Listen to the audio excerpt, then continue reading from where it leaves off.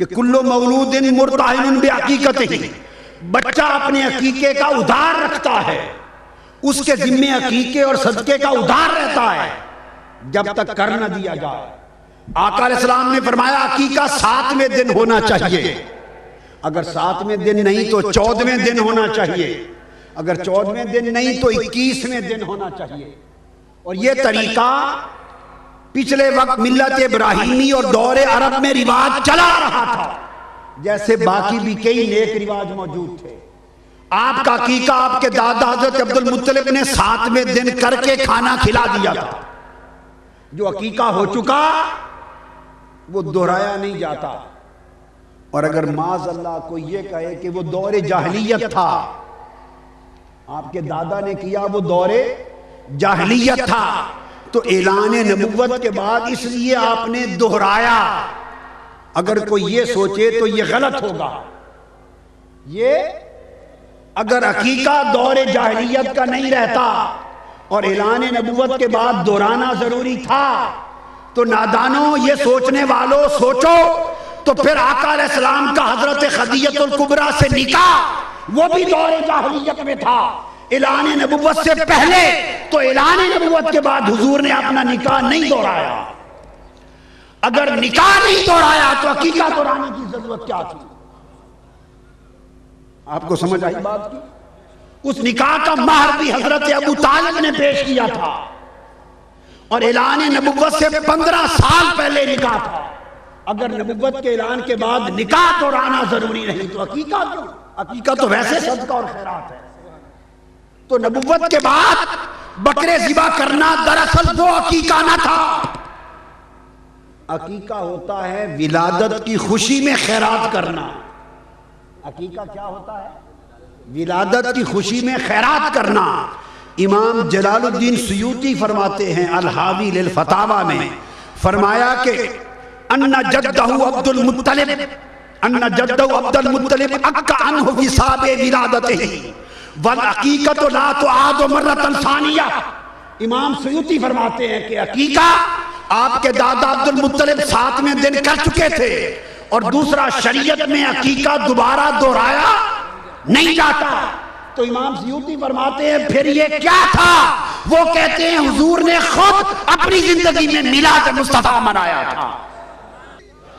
اپنی زندگی میں آقا نے اپنا میلاد منایا تھا، بکرے ذبح کیے، کھانا کھلایا، اور صحابہ اور مسلمانوں کو بلا کے کھلایا، تاکہ قیامت کے دن تک سنت ہو جائے کہ حضور کا میلاد منانا، ضیافتیں کرنا، کھانے کھلانا، خیرات کرنا، خوشیاں منانا، عقیقے اور ولیمے کی طرح یہ سنت مصطفیٰ ہے۔ ولیمہ شادی کی خوشی کا کھانا ہے، عقیقہ میلاد کی ولادت کی خوشی کا کھانا ہے۔ تو عقیقے کا نام اس لیے دیا کہ لوگوں کو پتا چلے حضور نے اپنی ولادت کی خوشی کا کھانا کھلایا۔ تو آقا نے میلاد منا کر قیامت تک امت کے لیے اسے پھر سنت بنا دیا۔ اور اس پر آخری حدیث دے کر پھر شان مصطفیٰ کے مضمون کی طرف آ رہا ہوں۔ جو شان مصطفیٰ کا آج رات کا مضمون ہے اس طرف آ رہا ہوں۔ یہ میں نے آپ کے عقیدے کو مضبوط رکھنے کے لیے باتیں کی کہ جس کا میلاد مناتے ہو پتہ بھی تو ہو کہ میلاد ہے کیا۔ بخاری شریف میں حدیث ہے، صحیح بخاری میں کتاب النکاح میں، کہ آقا علیہ السلام، واقعہ یوں ہے کہ جب آقا علیہ السلام کی ولادت ہوئی تو ابو لہب کی ایک لونڈی تھی سویبہ۔ ابو لہب جو کافر تھا اس نے اپنی لونڈی سویبہ کو بھیجا کہ میرے مرحوم بھائی عبداللہ کے گھر آج ولادت ہونے والی حضرت آمنہ کے ہاں، جا کے خدمت کرو اور پھر مجھے خبر دو۔ سویبہ آپ کی لونڈی، ابو لہب کی لونڈی گئی، آقا کی ولادت ہوئی، حضور کو گود میں لیا، پہلا دودھ بھی پلایا، اور آگے دوڑ کے خوشخبری سنائی اپنے مالک ابو لہب کو، کافر کو۔ اس کو خبر نہیں کہ یہ نبی ہونے والے اور میں ان کا دشمن بننے والا ہوں۔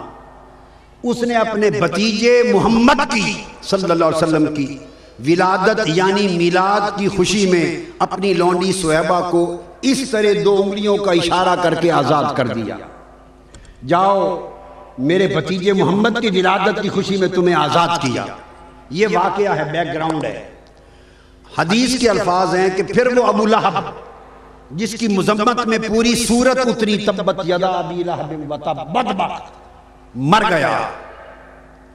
مرنے کے 1 سال بعد حضور علیہ السلام کے چچا حضرت عباس بن عبد المطلب اپنے بھائی کو ملا۔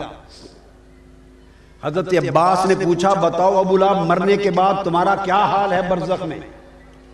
ابو لہب نے جواب دیا کہ دوزخ میں جل رہا ہوں، میرے اوپر نیچے دائیں بائیں آگے پیچھے دوزخ کی آگ ہے، عذاب ہے، کوئی کمی نہیں، برا حال ہے۔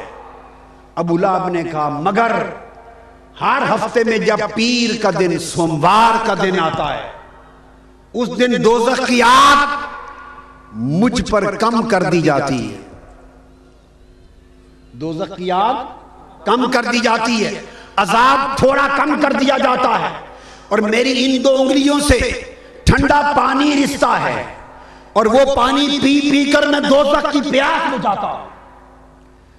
اور اس کی وجہ یہ ہے جس کو امام بخاری کے علاوہ تفسیر سے امام عبد الرزاق نے روایت کیا، امام بہقی نے روایت کیا، امام ابن کثیر نے خوبصورت نظم السیرۃ النبویہ میں روایت کیا، امام بغوی نے شرح السنہ میں روایت کیا، امام اسقلانی نے فتح الباری میں روایت کیا، امام عینی نے عمدۃ القاری میں روایت کیا، اور علامہ انور شاہ کشمیری نے فیض الباری میں اس کو لیا تفصیل کے ساتھ۔ وہ کہتا ہے ان تمام احادیث کا مضمون کہ چونکہ میں نے ولادت محمد کی خوشی میں ان 2 انگلیوں کے ساتھ اشارہ کر کے صحابہ کو آزاد کیا تھا، اندما بشرتنی بولادت النبی صلی اللہ علیہ وسلم، میلاد مصطفیٰ کی خوشی میں آزاد کیا تھا، حضور کے میلاد کی خوشی میں اس کیے ہوئے عمل کا صلہ کافر ہو کر بھی اللہ مجھے قبر میں آزاد کرتا ہے۔ اس پر ائمہ حدیث کہتے ہیں کہ وہ کافر، کہ کافروں کے کسی نیک عمل کی آخرت میں کوئی جزا نہیں ہوتی، اعمال الکفرۃ ھباء منثورا، اعمال برباد جاتے ہیں، ان کا اجر آخرت میں نہیں ہے۔ پھر ابو لہب جیسا کافر، اس کافر نے حضور کو بھتیجا سمجھ کر حضور کے میلاد کی خوشی میں لونڈی کو آزاد کیا، رب کائنات نے اس کا اجر بھی برقرار رکھا، اور دوزخ کے باوجود اس کو حضور کے میلاد کی خوشی کا اجر ملتا ہے۔ مومنوں، جو ایمان رکھے اور مصطفیٰ کا عاشق صادق ہو اور تاجدار کائنات کا غلام ہو اور میلاد مصطفیٰ کی خوشی میں جشن منائے، خرچ کرے، خیرات کرے، اندازہ کرے مرنے کے بعد آخرت میں اس کے اجر کا عالم کیا ہوگا۔ اب یہاں بات یاد رکھ لیں، یہ حدیث صحیح ہے، یہ حدیث اس کا انکار کوئی نہیں کر سکتا، مگر اس پر اعتراض ہوتا ہے۔ بعض لوگ اعتراض یہ کرتے ہیں کہ یہ خواب کی بات ہے، یہ ابو لہب نے خواب میں بتایا، سو اس خواب کی بات سے ہم دلیل نہیں لے سکتے۔ یہ پختہ بنا دوں آپ کا ذہن، سن لیں اس اعتراض کا جواب۔ ہم ابو لہب کے خواب سے دلیل نہیں لے رہے، ہم ابو لہب کے خواب سے دلیل نہیں لے رہے۔ خواب ابو لہب کا نہ میں نے دیکھا، نہ مفتی صاحب نے دیکھا، نہ حضرت علامہ حمدانی صاحب نے دیکھا، خواب ہم نے نہیں دیکھا، اور نہ ہمیں ابو لہب سے سروکار، اس کے خواب کو ہم نے مبدأ استدلال نہیں بنایا، ہم تو دلیل لے رہے ہیں حضرت عباس کے بیان سے۔ بات کو سمجھے؟ اگر خواب سمجھ کر حضور کے چچا حضرت عباس بن عبد المطلب اسے پھینک دیتے، رد کر دیتے کہ ابو لہب کا خواب ہے، روایت نہ کرتے، خدا کی قسم ہم کبھی اس سے دلیل نہ لیتے، لیکن حضور کے چچا حضرت عباس نے اس خواب کو قبول کیا، اس سے دلیل لی، اور اس کو بطور حدیث کے روایت کیا، اور حضرت عباس کی روایت سے ہم دلیل لے رہے ہیں۔ اور پھر یہاں تک نہیں، حضرت عباس نے روایت کیا اور امام بخاری نے اس کی تخریج کی۔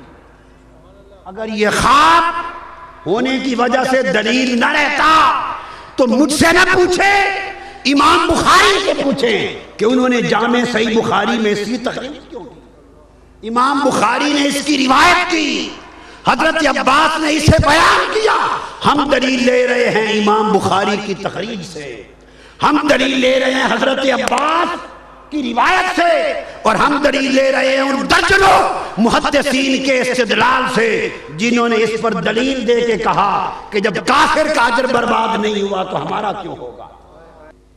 اس وجہ سے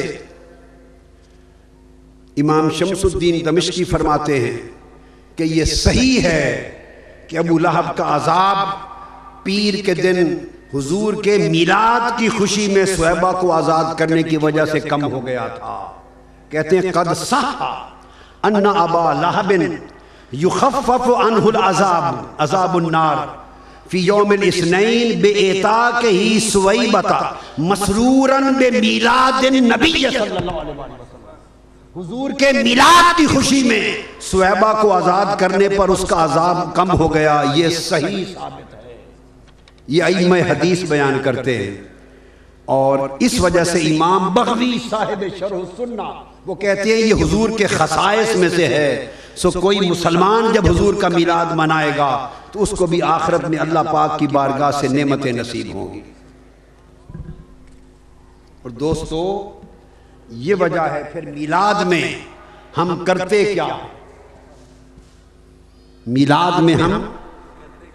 میلاد میں حضور کا بیان سنتے ہیں، حضور کی شان سنتے ہیں، حضور کی نعتیں سنتے ہیں، حضور کی عظمت کے ترانے گاتے ہیں، حضور کی